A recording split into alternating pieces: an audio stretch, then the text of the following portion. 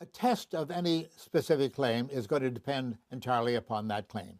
If you say you can speak to dead people, I've got a whole load of questions I would like to ask certain dead people, answers to which I already have. And the dead people, since they're dead, I don't believe they've got the answers any longer. But if you want to call them up and ask them the questions and come up with the right answer, hey, you could win the $1 million. Many people say they can read minds, they can predict the future, they can interpret dreams and such. Well, it all depends on the specific claim they make. All they have to do is say what they can do, under what circumstances, with what accuracy.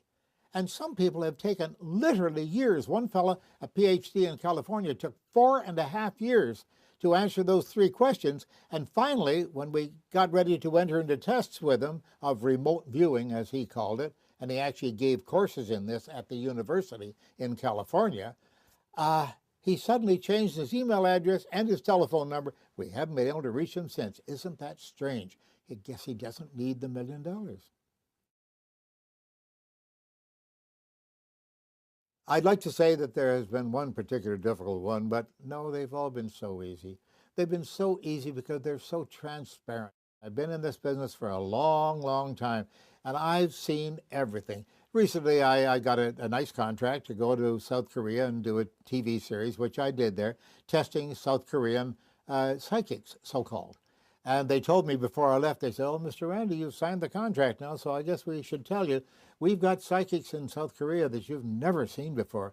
And I went off there with my assistant, and we looked at them and turned to one another and said, wait a minute, this is the same thing that's been going on since the 1600s. It's in all the books. It's exactly the same thing. They're serving kimchi at lunch instead of macaroni or whatever, but in any different culture, in any different, the costume is different, the language is different, but the same stunts are being done again and again and again. They haven't invented anything new since the early 1600s. Well, you'd have to ask a psychologist and perhaps a few psychiatrists that question, because technically I can't answer that question. But I will tell you, I suspect strongly that people need to have some more romance in their lives. After all, look at the average a kid who is male or female who is raised by his parents to believe that he or she will have children, and you'll have a wife or a husband, and they'll be absolutely ideal people, and everything will go. You'll be a doctor or a lawyer, you'll be very wealthy, have a beautiful home. It doesn't work out that way all the time. In fact, it seldom works out that way. And so they look around and say, what have I done wrong? And if somebody runs an ad on television saying, oh, I can solve your problems, I can give you guidance to the future, and I can look into the crystal ball or read the tarot cards or whatever, they may tend to fall for that sort of thing, because they say, they wouldn't say that if it weren't true. Oh, yes, they would. And there's a huge profit margin in this. So people do fall for these things very, very easily.